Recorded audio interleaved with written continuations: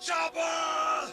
Hi and welcome to Get to the Chopper. I'm joined by the man that's been wearing number one for the Manly Blackhawks recently. He's certainly number one in the fans' hearts. McKenzie Baker, you like that intro? Yes, perfect, mate.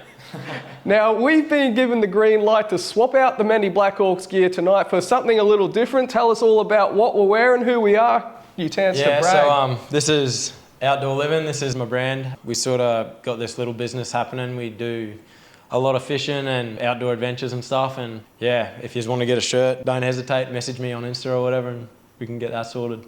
What else you got, Mac? I think you got some budgie smugglers as well. Yeah, we got some budgies. Unfortunately, we weren't allowed to wear them today. But no doubt Nathan will look pretty good in them. Definitely not. Mate, just how long you sort of been running the business for, and you don't have to be in Townsville to get it? How do you sort of purchase it? Yeah, we've been umming and ahhing about doing like some apparel and that for a few months and whatnot, but my brother and I, we finally bit the bullet, and yeah, he done these designs. Actually, he's an Indigenous painter, so he done the designs on the shirts, and yeah, we thought they looked pretty cool, so we'd get some people wearing it and that, and yeah. Yeah, well, they do look cool, and that pink and orange, that is just popping on the camera. Now, mate, we are going to talk some footy soon, but you promised me a trip to the reef, so we might trade the chopper for the boat, head out there and do a show with the boys. What do you reckon? Yeah, let's do it. We'll get them in some kit.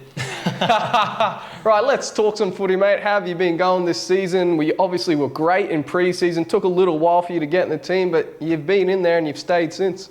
Yeah, well, I just worked on my game. Obviously, the pre-season is the hardest part of the year, and once you get your shot during the season, you just need to put your best foot forward. And yeah, I love playing fullback. That's my preferred position, but happy to go anywhere the team needs me. So great to be a part of the team. Would love to be a part of a few more wins, hopefully.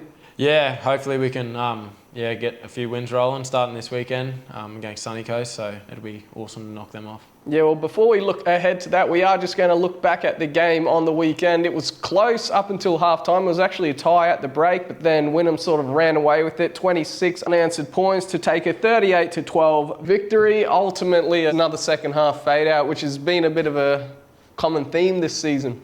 Yeah, unfortunately, yeah, that's the case. 12-all, I think it was at halftime, and I thought we were in it. We were competing well, and unfortunately, we just lacked the full 80 minutes, and only takes one call for the tide to change and stuff. So once you get on the back foot, it gets hard, and you sort of just got to force your way to get yourself back on the front foot. And so just sort of in the sheds at full time. Payne, he sort of just dissected that second half, and he told us where we could be better, just sort of completing and playing a bit smarter footy, and yeah, hopefully we can lead that into our next few games. Yeah, well, we got the Sunshine Coast Falcons this weekend. It's actually a replay of our season opening game where we got the job done here at Jack Manske Oval in an arm wrestle.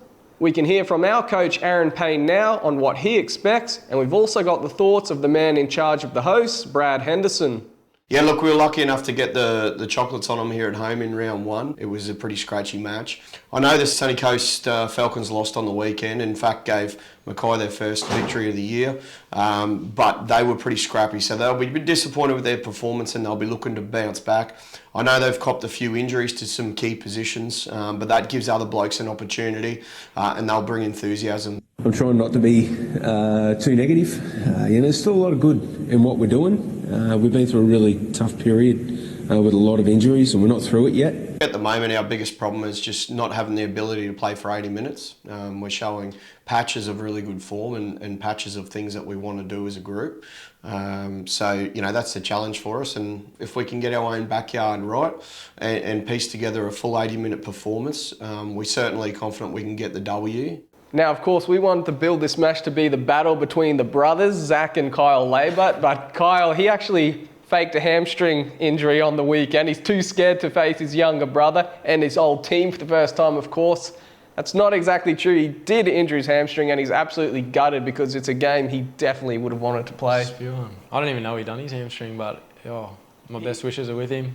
Glad he's not playing, actually. Yes, well, that's the thing. He's a great player, so in a way it is good he's not playing, but a couple of weekends ago we saw him giving Zach a hug and a cuddle and a few tears when Zach made his NRL debut. This time I reckon he'll be on the sideline just throwing some shade for 80 minutes. Yeah, well, hopefully he's crying after the game again. Yeah, I think he was crying more than Zachy that game too.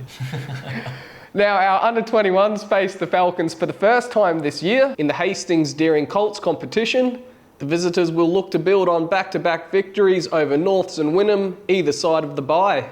Yeah, it's been off and on a little bit. Like we've had our 2 byes, through the season. So, we've got a big block now of about 6 weeks. So that'll be good for us for our next break. But winning and getting over top of Wynnum last weekend, I think the boys really improved in a lot of areas, that we've been looking for, especially, going into that break before it.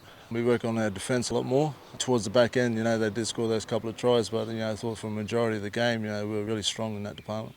Yeah, we've improved our last set options, and the boys have really worked really hard on that with Matty and Zach. And also, our 9s as well, they're kicking out of there. So you can see that through the games now that, at the end of our sets, we're keeping pressure on them and, we're finding points or a result. Obviously taking on the Falcons this weekend. They're a strong outfit like us. We're sitting on the same points as well. They've had 3 wins with us. So for us to hold our top 4 position, we've got to win. We've got to go down there and make sure we're switched on and, do a real good job.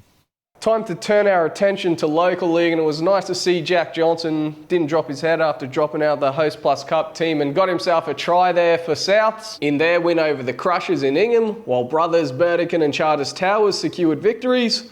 The Brethren raised the bat against the Lions, racking up a half century. The Roosters upset Centrals at the Sports Reserve with a converted try, the difference in that match, while only a missed goal attempt cost Norths a share of the spoils with the Miners at Peggy Banfield Park in what was the closest clash of the round. Norths battle the Bulls next, the Miners host the Lions, the Roosters and Herbert River face off in Ayr, and Brothers will try to tame the Tigers. All 4 games are on Saturday. Macca, let's hope our boys are celebrating on Saturday night, and I reckon we can clip the Falcons' wings with a good performance. And personally, mate, if you perform like you performed tonight on this show, you're going to have a cracker. Yeah, let's hope so. Now remember, guys, you can stay up to date with all your latest Manly Blackhawks news and updates by jumping on all of our social media pages and, of course, our club website. We'll see you next week. Don't forget your outdoor living shirts. Yes! We'll finish with that, absolutely.